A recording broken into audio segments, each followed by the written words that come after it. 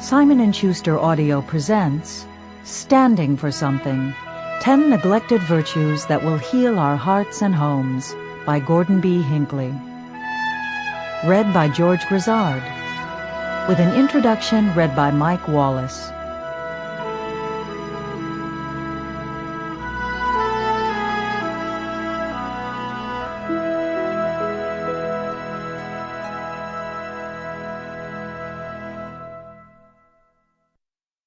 Several years ago, I was taken aback by an unexpected invitation to a luncheon at the Harvard Club in New York City.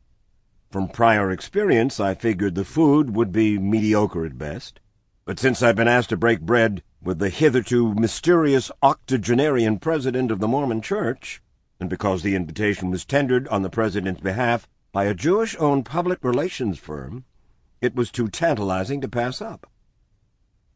I'd been trying for decades to get some top Mormon leader, any top Mormon leader, to talk to 60 Minutes about himself and his church, and I'd regularly been turned down.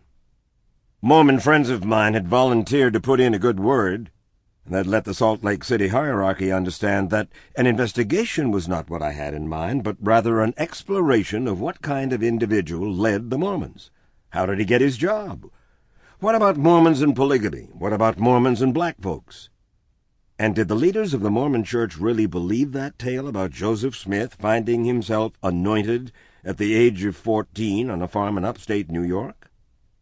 Merely the kind of nosy questions we regularly put to all manner of highly placed figures on 60 Minutes. We hardly expected yes for an answer, any more than we'd expected yes for an answer to our similar invitations to the Pope of the Roman Catholic Church. So I was totally unprepared for a cordial, even a sunny greeting from Gordon B. Hinckley at the luncheon, and I was still hesitant when, following his postprandial remarks, he threw the floor open for questions from any and all of us. Timorously, I wondered aloud to him whether he might entertain the notion of an interview cum profile for 60 Minutes. President Hinckley's bespectacled eyes literally twinkled as he good-naturedly allowed that it sounded like an appealing notion.